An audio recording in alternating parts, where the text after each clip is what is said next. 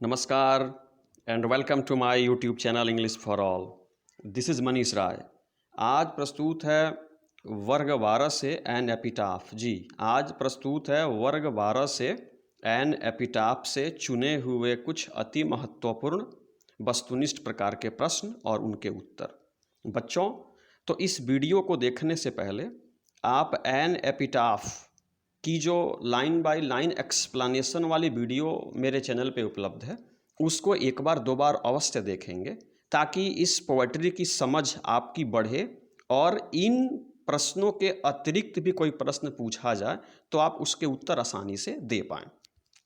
तो आइए आज की वीडियो की शुरुआत करते हैं प्रश्न संख्या 1 से। An epitaph is written by, आपको बताना है कि एन एपिटाफ नामक कविता निम्न में से किसकी रचना है। के एन दारूवाला की है, डी.एच. लॉरेंस की है, वॉल्टर डे ला मेयर की है या टी.एस. इलियट की है। बच्चों, तो आपका जवाब होगा कि an epitaph is written by Walter de la Mare. जी, एन एपिटाफ नामक कविता वॉल्टर डे ला मेयर की रचना है, आप याद रखेंगे। क्वेश्चन नंबर 2 है कि Walter de la Mare is an American poet, African poet, English poet, Indian poet. आपको बताना है कि वॉल्टर डे ला मेयर अमेरिकी कवि हैं या अफ्रीकी कवि हैं या इंग्लैंड के कवि हैं या भारतीय कवि हैं। तो आपका सही जवाब होगा ऑप्शन सी, इंग्लिश पोएट हैं। वे बच्चों इंग्लैंड के हैं। तो Walter de la Mare is an English poet. जी, Walter de la Mare is an English poet.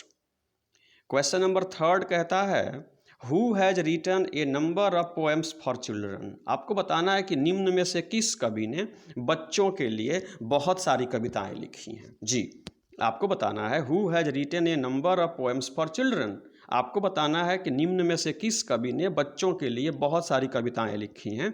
तो बच्चों आपका सही जवाब होगा option A, Walter de la Mare. जी, वॉल्टर डे ला मेयर को चिल्ड्रंस पोएट भी कहते हैं, याद रखिएगा, वॉल्टर डे ला मेयर को चिल्ड्रंस पोएट भी कहते हैं। तो यहाँ पे सही जवाब होगा कि Walter de la Mare has written a number of poems for children. Walter de la Mare ने बच्चों के लिए बहुत सारी कविताएं लिखी हैं। क्वेश्चन नंबर 4 कहता है कि his poetry makes us aware, यानी वॉल्टर डे ला मेयर की जो कविता है ना, makes us aware of the inhuman condition, अमानवीय स्थिति ऑफ मॉडर्न, आधुनिक।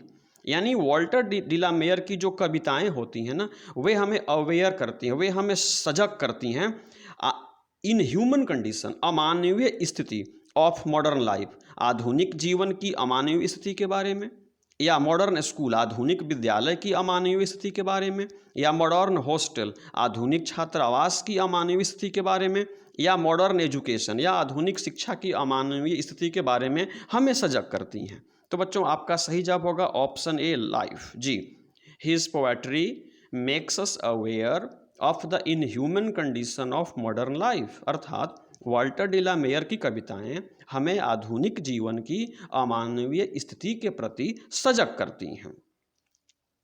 क्वेश्चन नंबर 5 कहता है कि who was honoured with the Order of Merit in 1953।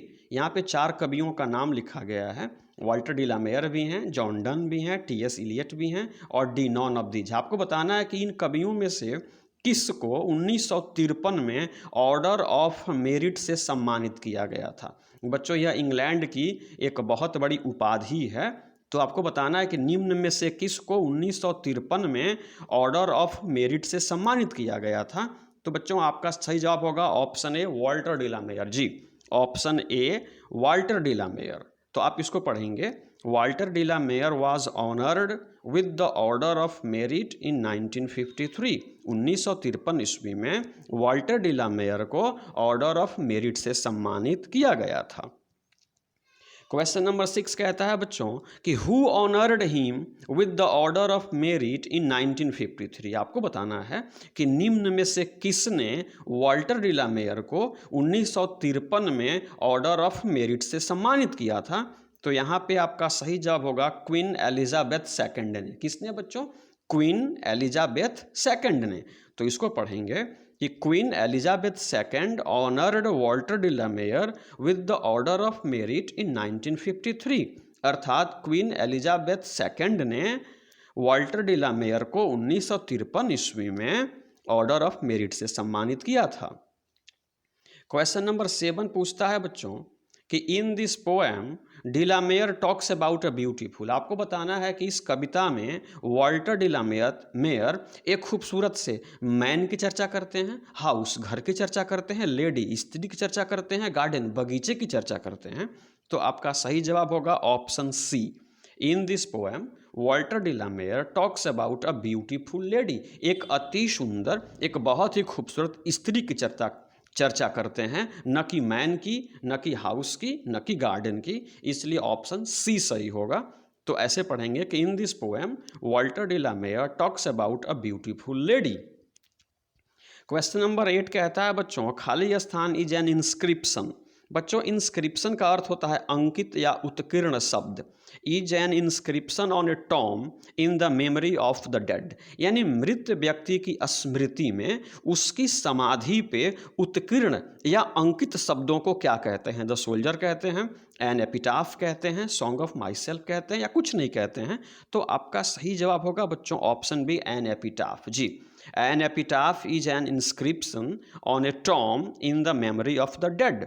बच्चों एन एपिटाफ का अर्थ ही होता है समाधि लेख, यानी मृत व्यक्ति की स्मृति में उसकी समाधि पे लिखे गए लेख, लिखे गए शब्दों को एपिटाफ कहते हैं।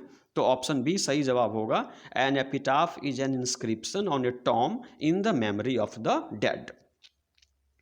क्वेश्चन नंबर 9 कहता है कि who was light of step and heart. आपको बताना है कि निम्न में से कौन light of step and heart थी, यानी कौन विदाउट कमिटमेंट यानी बिना वचनबद्धता वाली, मतलब निम्न में से कौन थी, या निम्न में से कौन स्वच्छंद विचार वाली थी?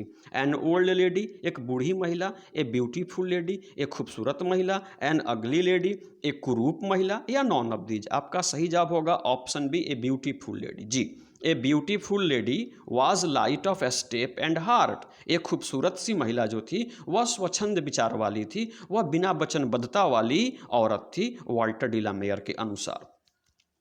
बच्चों क्वेश्चन नंबर 10 कहता है कि द पोएट थिंक्स, यानी कवि सोचते हैं, that is not ever lasting. आपको बताना है कि वॉल्टर डिलामेयर के हिसाब से निम्न में से कौन एवर लास्टिंग नहीं है, हमेशा के लिए रहने वाली नहीं है, यानी समय के साथ इसमें परिवर्तन होता है। Beauty, love, cruelty, none of these.